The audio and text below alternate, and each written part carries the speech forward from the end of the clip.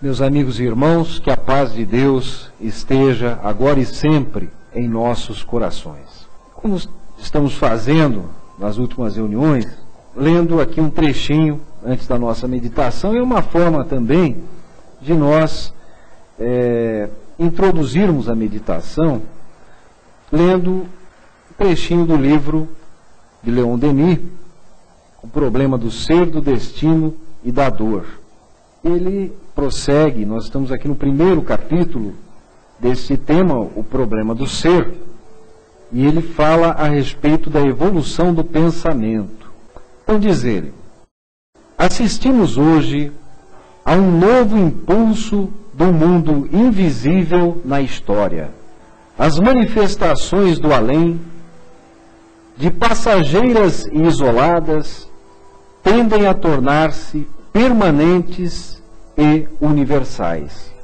Um caminho se estabelece entre os dois mundos. A princípio, simples pista, atalho estreito, mas que se alarga, melhora pouco a pouco, até se tornar uma estrada larga e segura. O cristianismo teve como ponto de partida fenômenos de natureza semelhante àqueles constatados em nossos dias no domínio das ciências psíquicas. É por meio desses fatos que se revelam a influência e a ação de um mundo espiritual, verdadeira morada e eterna pátria das almas. Por eles, um imenso azul se abre sobre a vida infinita. A esperança vai renascer nos corações angustiados e a humanidade irá se reconciliar com a morte. Escreve realmente magistralmente. Vejam que esse livro foi escrito no final do século XIX, ainda sob o impacto do trabalho de Allan Kardec, da Madame Blavatsky. Houve ali uma conjunção de espiritualistas, né, que vieram trazer à Terra um impulso, um avanço. E ele aqui narra que isso não iria se encerrar, né, porque ao longo da história da humanidade nós podemos ver claramente a presença da comunicação com o mundo espiritual. Porém, fatos mais restritos, seja no tempo, seja na localidade, num país mais, num país menos, numa época mais, noutra época menos. Aqui ele nos fala de um contato permanente, constante, que a partir de um pequeno trecho, de uma pista, de um atalho, se tornaria uma estrada ampla e principalmente segura. Nós estamos vendo aí que o ano que vem Brasília completará 50 anos de sua fundação, né?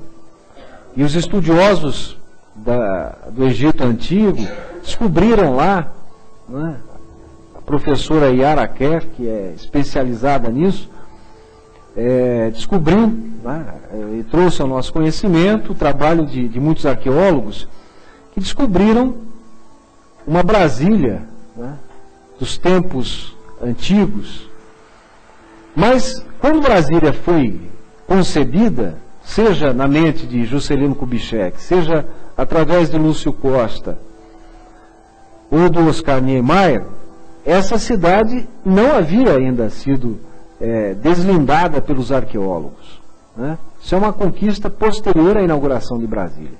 E, no entanto, ela tem o mesmo formato que Brasília, né? A aeronave que a intuição fez surgir novamente. E aí ela segue todo um estudo mostrando que o Juscelino Kubitschek seria a reencarnação do faraó Akhenaton, né, que lançou a ideia, ou melhor, recolheu a ideia do Deus único, tentou implantar a ideia do Deus único no Egito, mas acabou sendo destituído, né, e com um fim muito trágico. Mas as ideias que ele ajudou a sustentar prosperaram, né? Prosperaram com Moisés, por exemplo, que foi educado ali nas bases egípcias, E os egípcios já mantinham a comunicação com o mundo espiritual muito forte. Tem o livro dos mortos aí, extraordinário, né? Só que, vocês vejam bem, Moisés, sabidamente, por um pouco de tempo, determinou que as práticas espirituais de comunicação com o mundo invisível ficassem restritas aos sacerdotes. Porque havia muito abuso, ainda não havia essa estrada ampla e segura, porque ainda faltava chegar ao mundo o Evangelho de Jesus. E o Evangelho de Jesus é que dá substância, orientação, para que nós possamos nos comunicar com o mundo espiritual elevado, a serviço de Deus na terra. Passado o tempo, foi necessário então demonstrar que aquela aparente proibição de Moisés não era com relação ao intercâmbio geral com o mundo espiritual, porque ele mesmo mantinha intercâmbio permanente com o plano elevado. Mas era preciso sim que isso fosse feito de forma equilibrada, de forma segura, de forma a elevar o ser humano. É disto que nos fala Leon Denis.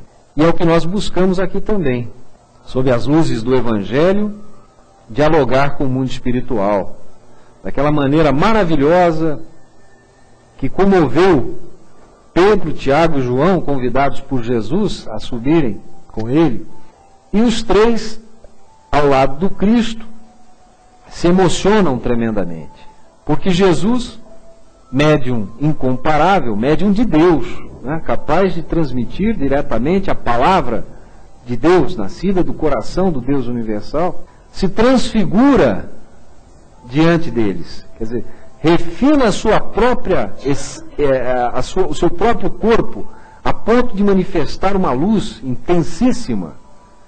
E após este evento notável, Pedro diz: mas, Senhor, como é bom estarmos aqui, nós queremos estar aqui o tempo inteiro, queremos sair dessa presença. E é assim que nós nos sentimos diante das presenças elevadas. E nesta manifestação, nós temos um ponto, meus amigos, que é extraordinário, porque algumas pessoas dizem que Jesus, assim como Moisés, havia proibido o intercâmbio com o mundo espiritual. Que não é verdade, nem para Moisés, nem para Jesus.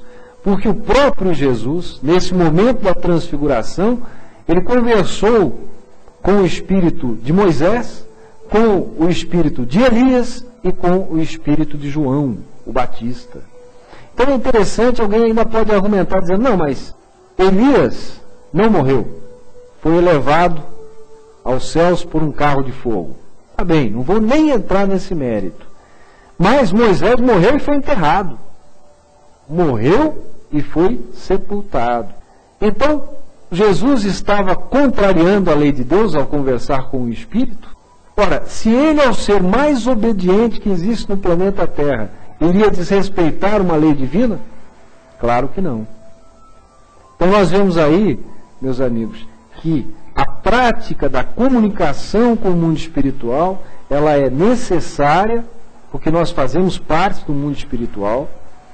Ela é útil porque nos ajuda a enxergar as coisas de maneira mais clara, né? E ela se impõe a nós, porque precisamos evoluir. E esse mesmo Leon Denis aqui nos mostrará isso um pouquinho mais adiante, quando ele fala que, pelo exemplo dos seres mais elevados, a nossa evolução se faz mais rápida. Nosso irmão José Carlos aqui lia aquela passagem de Jesus curando instantaneamente, né? Então, há gradações, e nessas gradações, a presença de espíritos elevados nos impulsiona ao progresso. Então, por isso que é preciso essa comunicação, para que nós nos sintamos cada vez mais ligados e amparados a seres que nos possam empurrar para o reino de Deus.